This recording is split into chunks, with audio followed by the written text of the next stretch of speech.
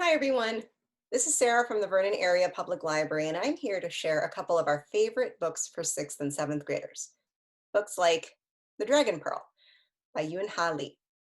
Like all gumiho or fox spirits, Min can shapeshift into a human, a fox, even a dining room table if she so desires. She also has the power to charm, to manipulate human emotions and make people see things that aren't actually there. Now, you think all of these powers would be exciting, but the Thousand Worlds can be a pretty dangerous place for a fox spirit. Back when humans colonized the galaxy, they learned to work alongside other supernatural races like dragons and tigers and goblins. But foxes? Well, they've been labeled as tricksters and liars. Very unfair in Min's opinion. And most folks, honestly, would arrest them on sight, or even worse.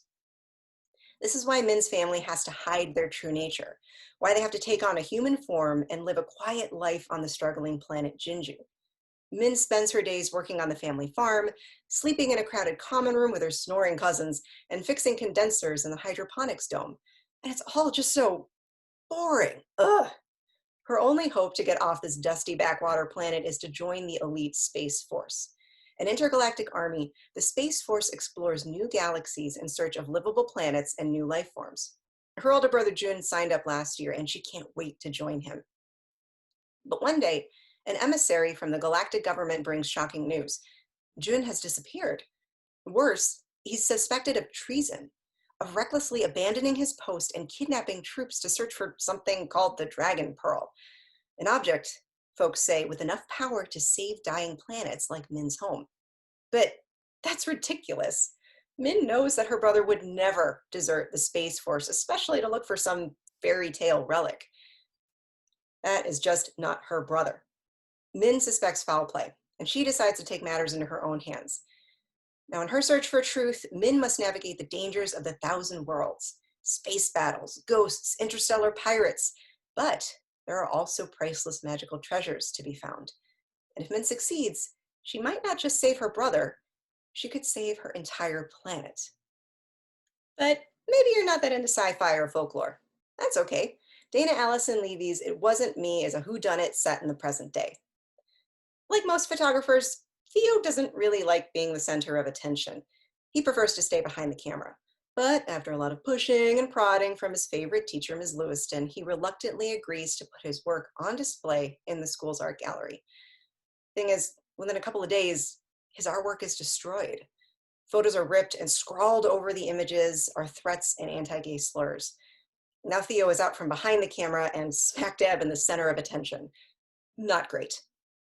There were 5 students in the gallery when the damage was discovered: a nerd, an overachiever, a jock, a weirdo, and a class clown. And of course, nobody is willing to fess up to the crime. The principal is pretty eager to hand out suspensions, but Ms. Lewiston has something else in mind. She knows everyone is fighting unseen battles and wants the suspects to come together in hopes of not just identifying the vandal, but to make amends. Her goal is for everyone to gain a greater understanding of what pain the vandalism caused.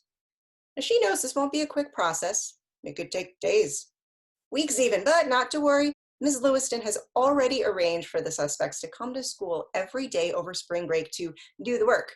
And the kicker? She wants Theo to be part of that healing process too. Ms. Lewiston calls this a justice circle. Theo calls it a nightmare. I mean, he just wants to pretend this whole thing never happened. Does he really have to spend his break trapped in a room or with someone who hates him? At the start of the week, Theo is pretty sure he already knows everything he needs to about the other students. But as the week goes on, he starts having doubts.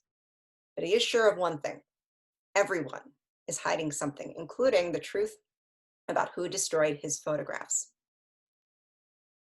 Now, those are just a couple of our favorite books for 6th and 7th graders this month. For more information about these books, like how you can put them on hold for curbside pickup or download them on a smart device, you can go ahead and give us a call or visit our website at vapld.info. And if you want some other great recommendations for things to read or listen to or watch, you can head over to our book talk guide.